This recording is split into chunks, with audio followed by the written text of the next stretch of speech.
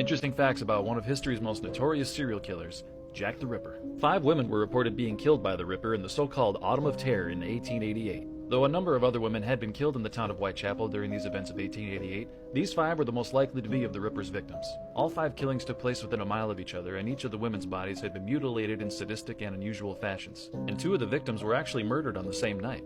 On September 30th at about 1 a.m., the body of Elizabeth Stride was discovered. Shortly after, at 1:44 a.m., the body of Catherine Eddowes was found. As you can see here, they're easily within walking distance of each other. The first reference to Jack the Ripper was made in a letter supposedly from the killer themselves. It was received at the Central News Agency on September 27, 1988. The letter addressed Dear Boss mocked the efforts of the police to find the killer and pledged to continue with the murder spree.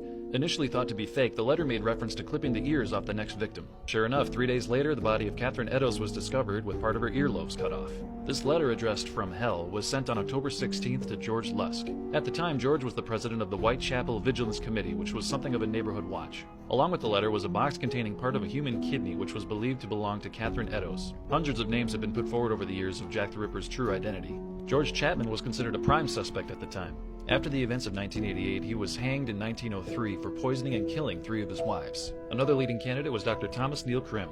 In 1981, he was found guilty of fatally poisoning his mistress's husband. He was soon released that same year on good behavior. He moved to London but continued killing and was soon arrested. Before his hanging, his last words were, "I am Jack the..." But as we all well know, the killer's true identity still remains a mystery.